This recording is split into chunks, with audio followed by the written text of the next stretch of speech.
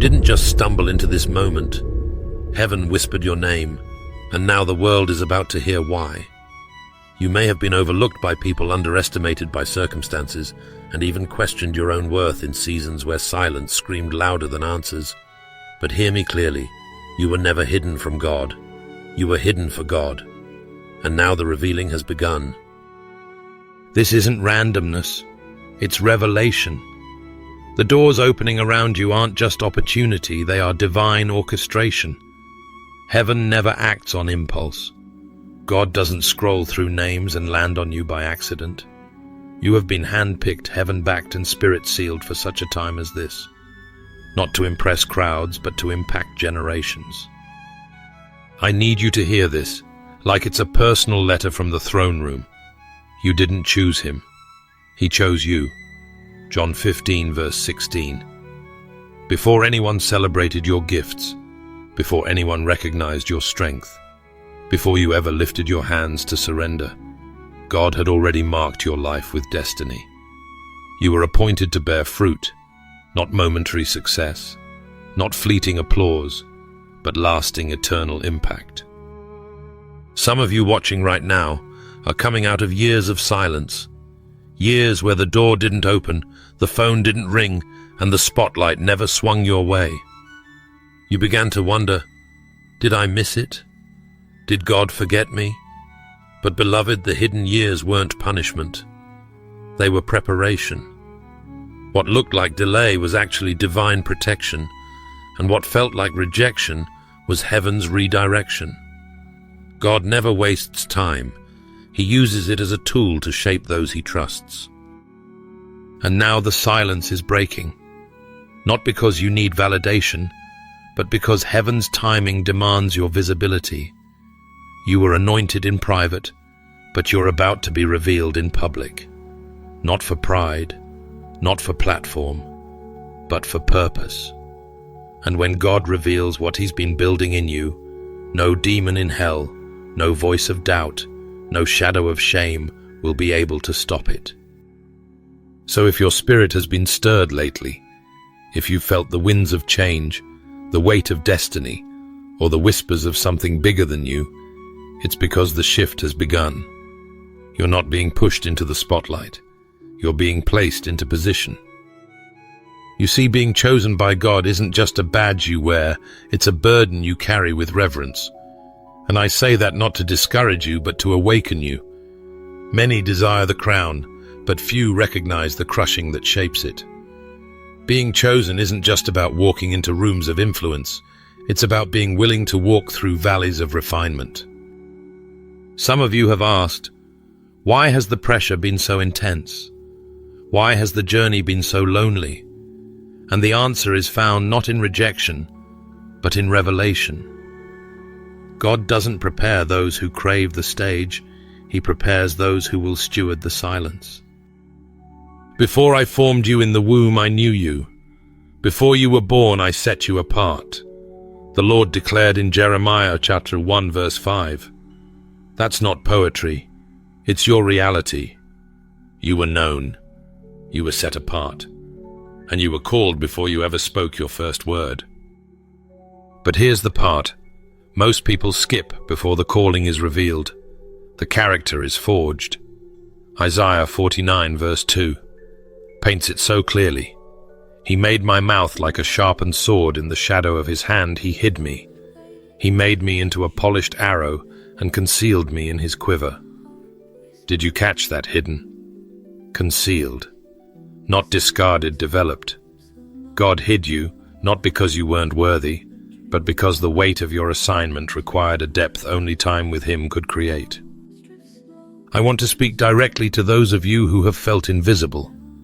You've watched others rise, doors open for them, platforms built around them, and yet your phone stayed silent, your prayers seemed unanswered, and your faith grew heavy. But listen, God doesn't call the popular, he calls the prepared. And preparation doesn't happen in the public eye, it happens in the private furnace.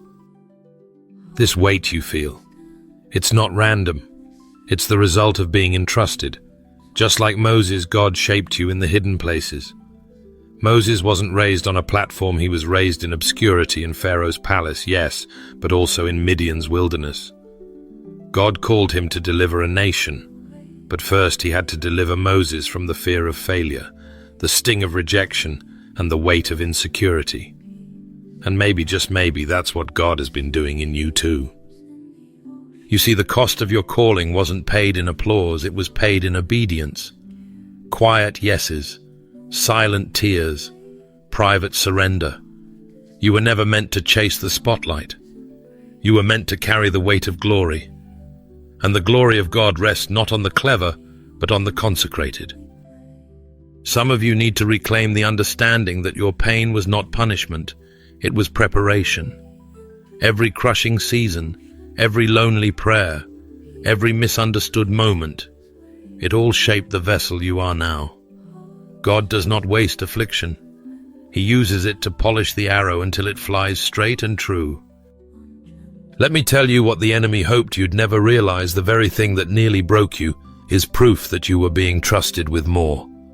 That fire you walked through, it wasn't designed to burn you. It was designed to brand you with heaven's mark. But God chose the foolish things of the world to shame the wise, Paul writes in 1 Corinthians 1 verse 27. God chose the weak things of the world to shame the strong. He doesn't pick the polished, he picks the purified. So if you've been feeling the weight, don't run from it, lean into it. It's not here to crush you, it's here to confirm you. The mantle you carry is not light because the mission is not small. You've been trained in silence for a reason. You've been seasoned in secret for a moment when heaven says, now. And beloved, I believe that moment is unfolding even now. Heaven never invests where it does not intend to reveal. You were picked not for popularity, but for purpose. You were chosen not to chase applause, but to carry authority. And the platform, it's already prepared because the process has already purified you. You thought you were overlooked, but friend, you were preserved. There's a kind of ache that only the hidden know. It's not the pain of failure, it's the sting of invisibility. It's watching others be chosen while you remain seated in the shadows. It's praying with all your might and wondering if heaven hit mute. It's walking with God in the secret place while the world celebrates what seems to be louder, faster, bigger. But I came to speak this over your life with boldness and clarity. You were not forgotten. You were being fashioned. You weren't being punished. You were being protected. God has always known the weight of what He's placed inside you. And because of that, He refused to let it be mishandled. Divine delay isn't divine denial. The waiting wasn't wasted time, it was preservation. Psalm 27 verse 14 says, "Wait for the Lord, be strong and take heart, and wait for the Lord." That's not a call to passive waiting, it's a summons to active trust. Because the kind of waiting God calls you into is the kind that transforms you while no one's looking. Let me ask you something. What if the silence wasn't heaven withholding, but heaven safeguarding? There's a difference between delay and divine reservation. A restaurant may have a table open, but it's not yours until your reservation time arrives. The table exists. The seat is prepared. But if you sit too early, you risk taking the wrong place or sitting with the wrong people. And God knew that exposing you before your heart was healed would have sabotaged your future. That placing you in a room before your character caught up with your charisma could have cost you more than you could carry. So He kept you close, quiet, hidden. Habakkuk 2 verse 3 reminds us, "For the vision is yet for an appointed time, though it tarry, wait for it, because it will surely come, it will not delay." You are not waiting for the world to notice you. You are waiting for heaven to release you. And when God opens the door, no one will be able to shut it. Not critics, not timelines, not even your own past. Some of you are like arrows in a bow. Pulled back so far, you wonder if you're going in the wrong direction. But what looks like retreat is actually divine positioning. The farther God pulls you back, the farther you're going to fly. He didn't make you for short distances. You're a refined arrow, not a random shot. Don't let visibility become your idol. Visibility isn't victory. Think of Joseph. His story wasn't built in Pharaoh's palace. It was carved in a pit and perfected in prison. He was confined before he was crowned. He was betrayed before he was blessed. And yet when his moment came, Genesis 50 verse 20 became the anthem of his life. You intended to harm me, but God intended it for good, to accomplish what is now being done, the saving of many lives. The hiding didn't hurt Joseph's destiny, it prepared him to carry it. And maybe right now you're in a season where God has hushed your name, not because he's ashamed of you, but because he's cultivating something sacred. He's breaking off every need for external validation. He's anchoring you in truth, not trends. He's making sure your identity is rooted in being chosen, not seen. But hear me, visibility is coming. Not the kind that puffs up, but the kind that pours out. Not the kind that demands a spotlight, but the kind that reflects his glory. The kind of visibility that releases fruit, not ego. If you've been in the background, the shadows, the silent spaces, take heart. God hasn't been withholding you. He's been maturing you, because the purpose you carry is too precious to be rushed. He preserved you like fine wine, sealed in silence, aged in surrender, matured in obscurity. And when he pours you out, it will be at the exact moment heaven intended. You won't need to explain what God is about to prove through you. There's a moment in every believer's journey when words no longer do the work. When it's not your defense, your resume, or even your story that makes the impact. It's your presence. It's the atmosphere that shifts when you walk in. It's the quiet confidence, the unshakable peace, the light that refuses to dim. That beloved is not charisma. That's evidence. There is a difference between arguing your worth and walking in it. One drains you, the other defines you. God is doing something so profound in your life that it won't need to be announced, it will be undeniable. People may question how you got there, but they won't be able to deny that his hand is on you.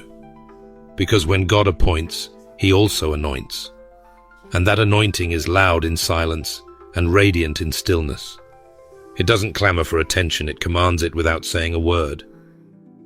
Matthew 7 verse 16 tells us clearly, by their fruit you will recognize them. Not by their striving, not by their explanations, not by their need to be seen. Fruit doesn't have to shout, it simply has to be tasted. And your life, yes, your healed, refined, preserved life is bearing fruit that can't be faked. You're not just quoting scripture, you're becoming scripture in motion. If anyone knew what it meant to carry silent evidence, it was Hannah. For years she cried, fasted, endured ridicule. She was mocked by Peninnah, misunderstood by Eli the priest, and surrounded by silence. But she kept pouring out her heart in prayer. No flashy response, no external validation, just quiet desperation wrapped in faith. And then God remembered her. 1 Samuel 1 verse 27 says, I prayed for this child, and the Lord has granted me what I asked of him. Her answer wasn't just for her, it was a testimony for everyone who thought her season had passed. She didn't argue back with her critics. She showed up with Samuel. And some of you are about to walk into rooms carrying what only tears and trust could have birthed. So I want to speak to those of you who feel like you've had to sit silently while others were celebrated. To those who have stayed faithful when it felt like no one noticed. Heaven noticed. And now your fruit will speak for you. The glow you carry didn't come from ease, it came from encounter. That fire in your eyes, its divine residue, that stillness in your spirit. It's the echo of every midnight worship session, every surrendered yes, every broken piece God put back together. Psalm 34 verse 5 says, those who look to him are radiant. Their faces are never covered with shame. That radiance on you, it's not makeup or mood, it's the evidence of a life lit by intimacy with God. And that glow will make people ask questions you won't even need to answer with your mouth, because your life will already be preaching. There's a release happening in the spirit where God is saying, "You've explained enough. Now just walk. No more defending. No more proving. No more trying to make people understand who left too soon or stayed too shallow. You don't need to chase recognition when God Himself is revealing you." This is where the tide turns. Not because you got louder, but because you got aligned. You're not standing on platforms built by popularity. You're rooted in purpose. That's why the storms didn't take you out. That's why betrayal didn't bury you. That's why you've got strength that surprises even you. The anointing on your life breaks yokes, silences lies, and opens doors no man can shut. You don't need to strive to be seen. God's already put His seal on you. What you carry now isn't noise, it's nectar. And those hungry for truth will taste and see that the Lord is good simply by being near you. You carry the evidence, and rooms will shift, hearts will soften, and atmospheres will change, not because you performed, but because you showed up whole. Let the fruit speak. Let the fire testify. You are not just chosen, you're proven. When God gets ready to make something obvious, He doesn't need to argue. He doesn't need to announce it through crowds or campaigns. He simply lifts the veil, and suddenly what was once overlooked becomes undeniable. That's the season you're stepping into, where heaven won't just whisper about you in secret, but will declare you in public. The next chapter of your life won't require explanation. It will carry evidence so radiant that even those who doubted you will be silenced by awe. And not because you said, "I told you so," but because God is saying, "Now watch what I told them unfold." You see, God doesn't reveal to impress, He reveals to fulfill. This is not a moment of personal revenge. This is divine redemption in motion. Isaiah 60 verse 1 says, "Arise, shine, for your light has come, and the glory of the Lord rises upon you." Not your spotlight, His glory. That's the difference. You weren't hidden to be forgotten. You were hidden to be prepared. And now that preparation is being put on display, not so you can be worshipped, but so Christ can be witnessed through your life. Think of Joseph, thrown in a pit by his own brothers, sold, forgotten, falsely accused, locked away in darkness for years. But when God said it was time, when the divine clock struck the appointed hour, Joseph was not just remembered, he was revealed. And here's the powerful truth: Joseph never had to force the moment. He didn't manipulate his way into favor. He simply remained faithful in private, and God elevated him in public. In Genesis 45 verse 4-7, Joseph stood before the very brothers who betrayed him and said, "God sent me ahead of you to preserve life." That's not vengeance, that's vision. That's what happens when heaven makes it obvious not to crush your enemies, but to show them God's mercy through your obedience. Can you imagine the shift in that room? The weight in the air when the one they thought they had buried was the very one who would bless them. That's not fiction. That's the pattern of God. He takes what the enemy meant for harm and He spins it into healing, not just for you, but for those connected to your purpose. Some of you watching have felt like you were in the prison phase. You've been misread, mislabeled, maybe even mistreated by people who should have protected you. But hear me with spiritual clarity. God saw all of it, and He's been building a platform beneath your pain.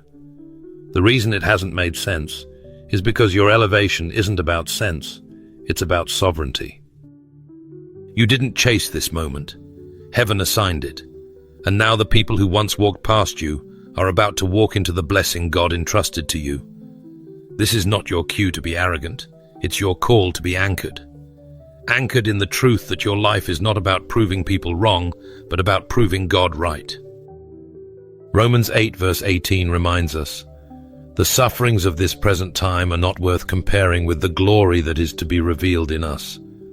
That glory, it's not glitter, it's weight, and it's coming with clarity.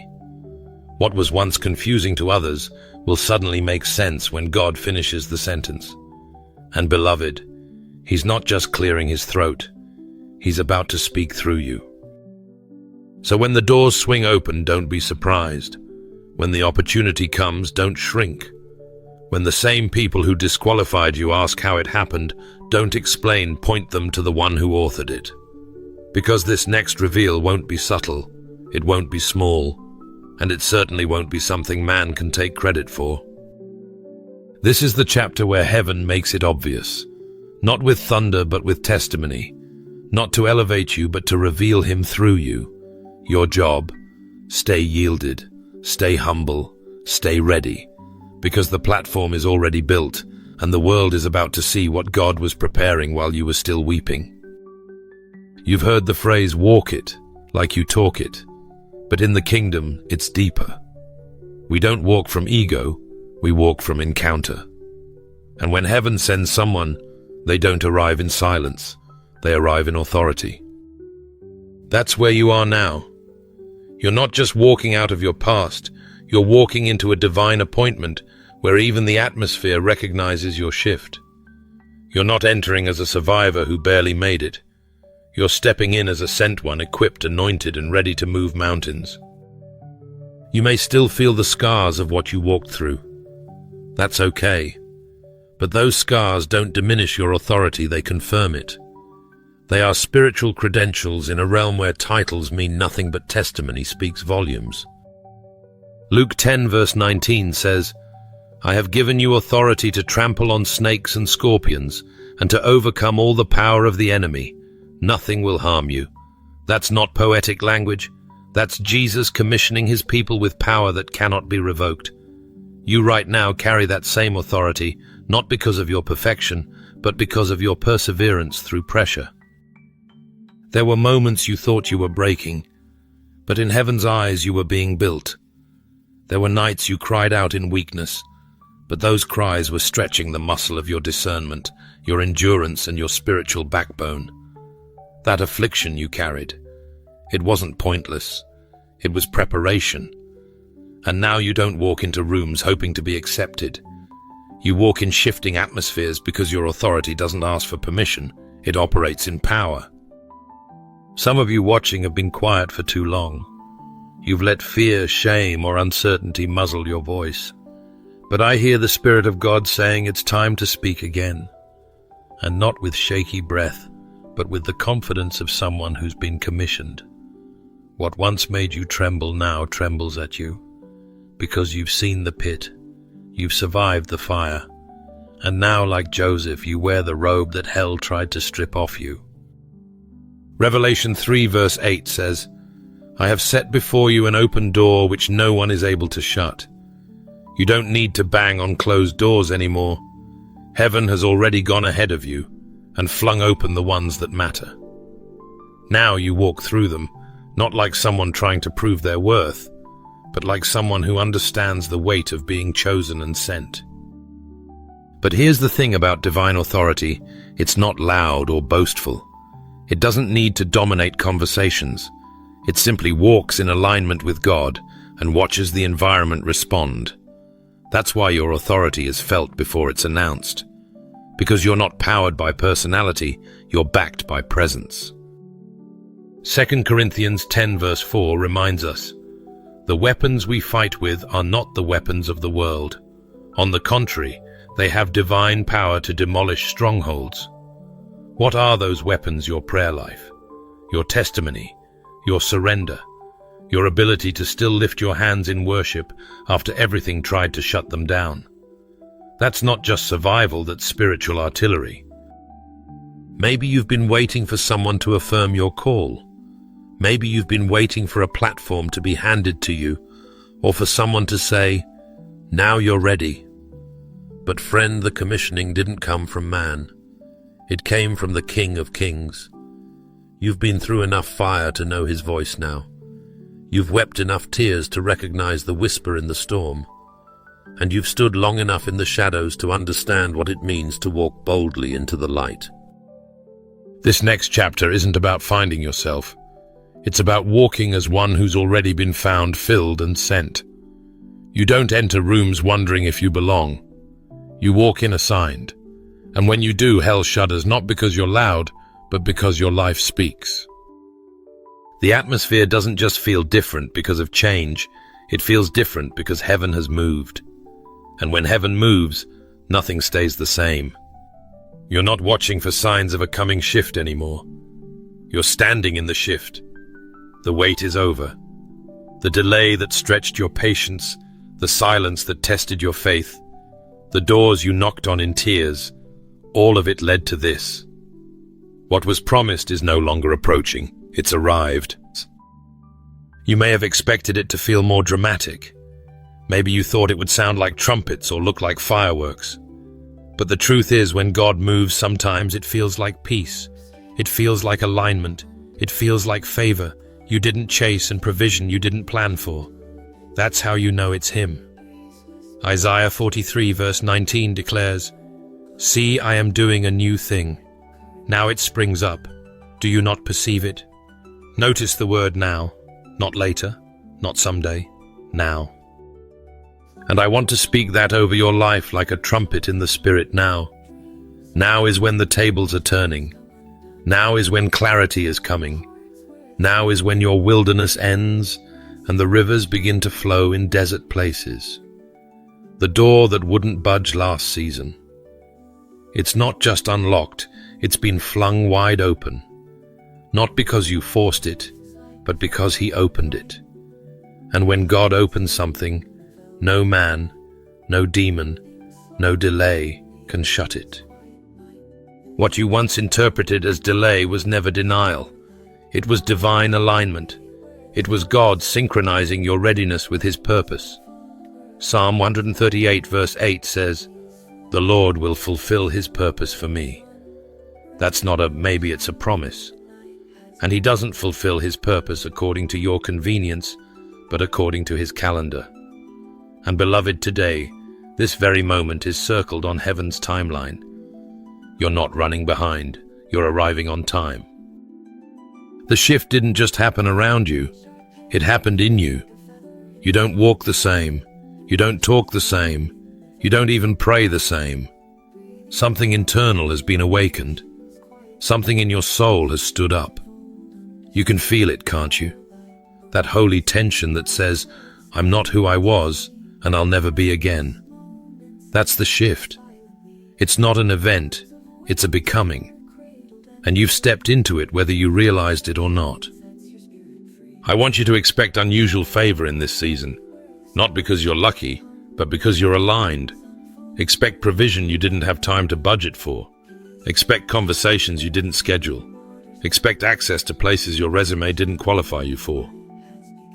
Because when heaven says now, it backs that word with Romans 8 verse 28.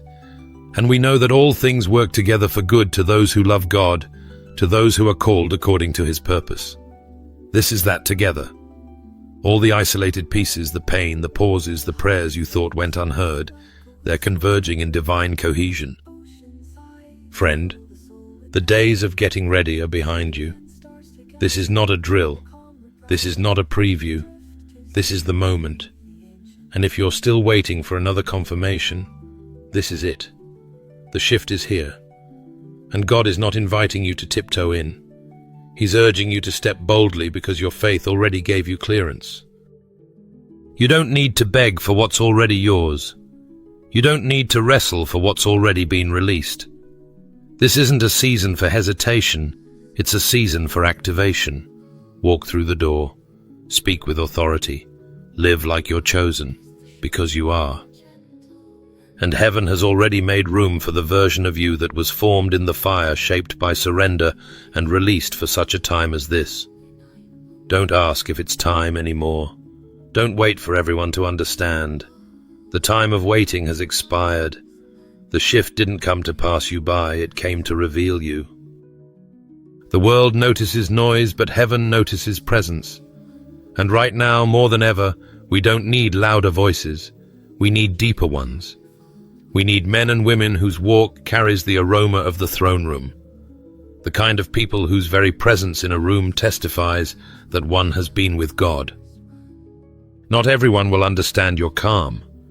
Your stillness might confuse those who equate chaos with passion. But you and I, we've learned something different. We've been learning to carry peace as our warfare strategy. Not passivity, not weakness, but divine stillness. The kind that comes when Exodus 33 verse 14 becomes real in your life. My presence will go with you, and I will give you rest. Friend, rest is not the absence of movement, it's the evidence of alignment. When you've been with God, you don't need to perform for people. You don't have to prove your worth or shout for approval. You carry something weightier than applause. You carry the presence of the living God. And when you carry him, even your silence speaks. There's a depth that develops when you walk with God in the hidden places. A sacred authority that's not born from a stage or spotlight, but from surrender. The kind of authority that whispers truth into confusion, that radiates clarity without ever raising a voice, that holds peace not as a posture, but as a weapon. Because true warfare isn't always loud. Sometimes it looks like choosing stillness when the world expects chaos. It looks like standing unmoved while the storms rage simply because you've already heard the whisper of Jesus' peace I leave with you. My peace I give to you. John 14 verse 27. You don't have to be fast to be fruitful. You don't have to be flashy to carry fire. Some of the holiest people you'll ever meet move slow, but every step shifts something. Why? Because they're walking with divine precision. They're not led by noise, they're led by voice, and that voice has become familiar, close, sacred. Have you noticed how in Scripture the ones who moved with the most power were never the ones who rushed ahead? Think of Moses. When others panicked, he stood. When the people groaned in fear, Moses rested in the word God gave him. His movements were slow but heaven-backed. Isaiah 30 verse 15 reminds us, "In repentance and rest is your salvation, in quietness and trust is your strength." There's strength in your quiet now. There's strategy in your stillness. The enemy wants you distracted, frantic and rushed. But God is inviting you to something richer, a walk that mirrors his. Steady, present, confident, rooted in love, anchored in truth. You don't need to shout to make hell tremble. Holiness has a sound, and sometimes that sound is silence. That's what happens when your life becomes the sermon. When the Spirit within you becomes your witness, your decisions begin to carry a different weight. Your atmosphere starts to shift, not because of your words, but because of your walk. People may not always be able to explain it, but they'll feel it. That peace that follows you. That clarity in your steps, that glow that doesn't come from ambition but from abiding, that stillness that feels like thunder to the kingdom of darkness. That's what it looks like when you've been with God, and it shows. So walk slowly today, walk boldly, not because of who you are, but because of who you've been with. You're not chasing platforms anymore, you're releasing presence. You're not begging for room, you're carrying weight that creates room. Let your footsteps testify. Let your soul speak without needing to shout. And when you walk into that next room, don't forget you're not walking in alone. The same God who walked with Moses, who stood beside Daniel in the lion's den, who met Elijah in a whisper, he walks with you. His presence goes with you, and his rest covers you. That's your confidence. That's your covering. Before we move forward, let's pause and be honest. Waiting seasons are hard. They stretch us, test us, and sometimes even silence us. But what if the wait wasn't punishment? What if the delay was actually divine? See, in the kingdom of God, waiting is never wasted. It's never meaningless. It's never random. It's always refining. You've heard it said, delay isn't denial. But let's go even deeper. Delay is divine maturity in disguise. It's heaven's way of building the roots before revealing the fruit. It's God saying, I'm not withholding, I'm preparing. Ecclesiastes 3 verse 11 tells us that God makes everything beautiful in its time. Not your time, not mine, but its time. And the truth is, beauty born too soon is fragile. But beauty matured in the furnace of faith, that's unshakable. If you've ever felt like everyone else was being elevated while you were being overlooked, can I tell you something gently but boldly? You weren't overlooked. You were being established. And establishment takes time. God didn't want you to have temporary success. He wanted you to carry eternal weight. That's why He let your name stay hidden while He strengthened your character. That's why He closed certain doors even when you knocked with tears in your eyes. Because every no was actually a not yet, and every not yet was laced with mercy. Sometimes we mistake silence for absence. But silence is often God's strategy for growth. He doesn't shout in the waiting room. He whispers. And His whisper is enough to sustain the soul that trusts Him. Psalm 27 verse 13 to 14 says, I remain confident of this. I will see the goodness of the Lord in the land of the living. Wait for the Lord. Be strong and take heart, and wait for the Lord. That's not a verse about delay. It's a declaration of confidence in process, a holy patience that's rooted in promise. Think about it: when a tree is growing deep roots, no one applauds, no one sees it, no one celebrates the unseen depth. But God does, because He knows that storms don't test the fruit, they test the root. And the root He's been cultivating in you, it's deep, it's faithful, it's ready. You didn't just grow older in the waiting, you grew deeper. You didn't just learn patience, you learned posture. You learned how to kneel before the breakthrough, how to worship without answers, how to praise even when the promise looked distant. That's not weakness. That's spiritual maturity. That's faith that's been proven through fire. And when God matures before He manifests, it means that what's coming will last. You don't want a breakthrough that's built on broken identity. You don't want a platform that's bigger than your foundation. That's why the wait had to shape you. That's why it had to take time.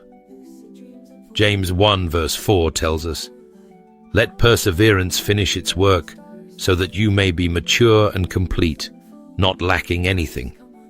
That's what was happening all along. You were being made complete.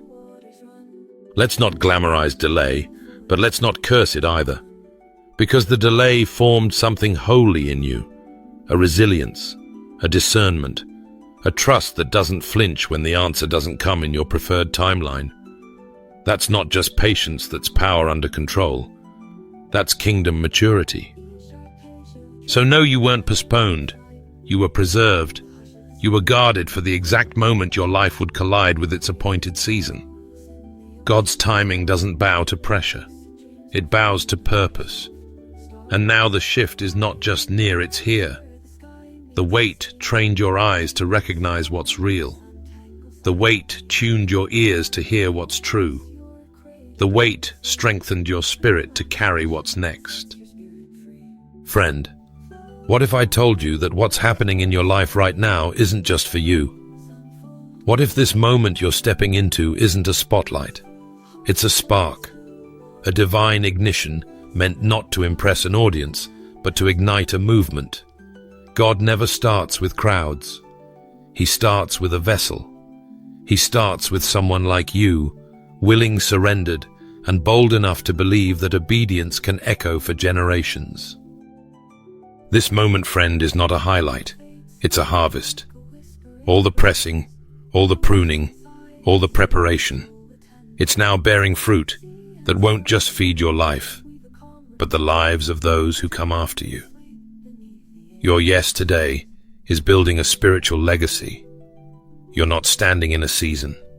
You're standing in a shift, a generational shift, one that's not confined to your timeline, but planted deeply in God's eternal plan. Deuteronomy 7 verse 9 tells us, Know therefore that the Lord your God is God.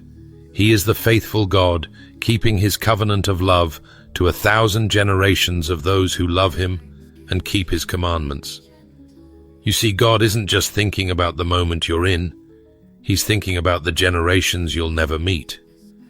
When you said yes to God, heaven didn't just see your name, it saw your grandchildren's grandchildren. It saw a ripple of righteousness beginning with your surrender. So don't underestimate what obedience is doing in the unseen. The mantle on your life is multi-generational. The grace on you isn't just to get through today, it's to open gates for those still finding their way. Proverbs 13 verse 22 says, "A good man leaves an inheritance to his children's children."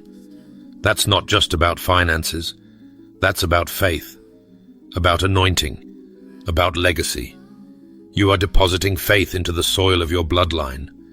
You are breaking chains that tried to pass down, and instead you're passing down purpose. This is where it gets real, because movements don't start when people gather. Movements start when one person dares to multiply what they've been given. Think about Jesus with the loaves and fishes. He didn't need a feast to begin. He needed a few willing offerings, and he multiplied them until the overflow fed thousands. What you're holding might feel small now, but in the hands of the eternal, it becomes enough to start a fire that never goes out. You are not here to maintain, you are here to multiply. Heaven is watching how you steward this season. Are you planting or preserving? Are you building altars for God or platforms for people? 2 Timothy 2 verse 2 challenges us to entrust what we've learned to reliable people who will also be qualified to teach others. That's the heartbeat of movement. It's not about what you can do, it's about who you're raising up, who's watching your faith and learning how to stand when life hits hard, who's seeing your consistency and being discipled by your perseverance. And let's not forget this. The people you're influencing may never tell you. They may not comment, share, or send a thank you, but they're being shaped, quietly, deeply, eternally. That's why this can't be about hype. It has to be about heaven. Because hype fades, but legacy lasts. Hype impresses, but legacy transforms. You weren't chosen to trend, you were chosen to trailblaze. So walk like someone who's not just part of a moment, but authoring a movement. Heaven didn't tap you on the shoulder for applause.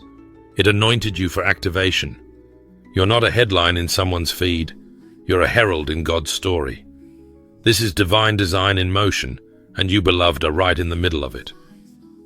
Some people shout to be seen, but when God marks you, your silence still speaks volumes. He didn't need you to shout your worth. He just needed you to endure the process that would make your life the loudest testimony in the room. You don't have to prove yourself when heaven has already done it for you.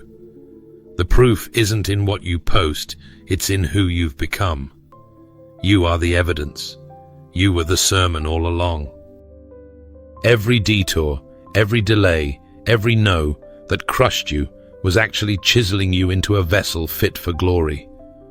Ephesians 2 verse 10 declares, "For we are God's masterpiece, created in Christ Jesus to do good works, which God prepared in advance for us to do."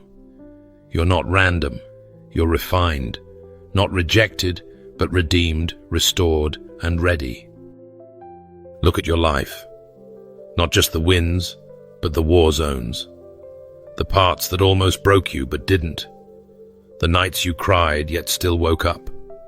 The silence where you stayed faithful anyway. Those are not just painful memories. They are sacred markers of a God who was shaping something eternal in you. The ashes didn't bury you. They became the soil for beauty. Isaiah 61 verse 3 reminds us that he gives a crown of beauty instead of ashes, the oil of joy instead of mourning. You are wearing that crown now, whether you feel it or not. And if you're still wondering whether you're enough, if you're still doubting whether God really picked you, remember this. 1 Thessalonians 5 verse 24 says, "The one who calls you is faithful, and he will do it." You weren't just chosen, You were confirmed. God doesn't call and then back away. He calls, commissions, and completes. So, no, this is not your end. It's your emergence. You're not walking away from this word. You're walking into the world with it. Carried in your posture. Spoken through your peace. Lived through your consistency. You are what you once prayed to become.